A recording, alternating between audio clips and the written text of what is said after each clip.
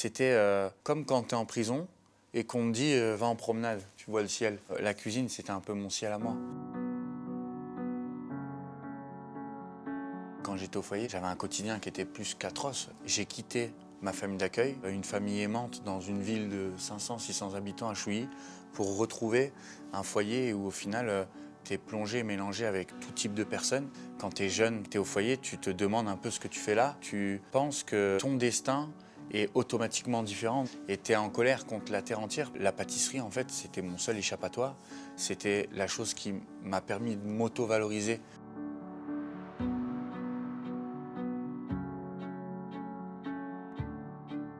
Quand j'allais dans la cantine de mon foyer avec le cuisinier qui était là pour nous faire à manger, souvent des plats qui étaient abondants et c'était les macédoines en seau. Et moi, je me rappelle que je le rendais complètement fou parce que c'était un cuisinier qui était là pour nourrir 100-150 enfants, donc avec toute cette petite organisation. Et moi, comme je rêvais à de grandes choses et à la pâtisserie, donc je lui faisais acheter plein de choses, des œufs, de la farine, du chocolat et tout ce qui coûtait un peu trop cher, en plus même pour le budget du foyer. Et mes après-midi, j'allais les passer en cuisine avec lui, à lui saloper toute sa cuisine parce que je travaillais comme un petit cochon à l'époque. Les 3 ou 4 heures par jour que je passais dans cette cuisine au foyer, c'était comme quand tu es en prison et qu'on me dit va en promenade, tu vois le ciel.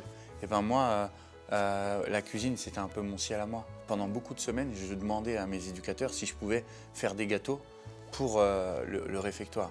Comme j'étais assez turbulent, ils ne me faisaient pas confiance, ils ne voulaient pas. Et un jour, je les ai offerts au directeur. Et c'est ça qui m'a permis de faire les gâteaux au réfectoire. Ça m'a appris une très grande leçon.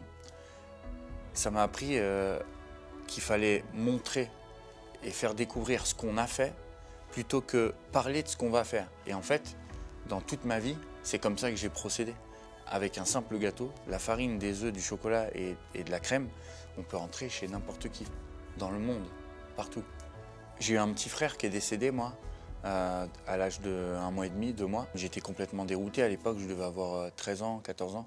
Et il se trouve que mes éducateurs, ils me laissaient faire beaucoup de gâteaux dans le réfectoire. Et à ce moment-là, on m'a fait beaucoup plus de compliments. Alors je ne sais pas si c'est parce que je venais de vivre un truc atroce ou c'est parce que mes gâteaux étaient vraiment très bons.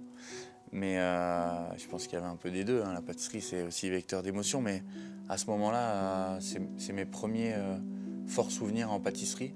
Parce que c'est, je pense, avec le recul, à ce moment que j'ai compris à quel point faire des gâteaux dans une cuisine, un laboratoire, pouvait me sauver la vie, très clairement. C'est devenu une petite addiction depuis ce jour-là, je pense.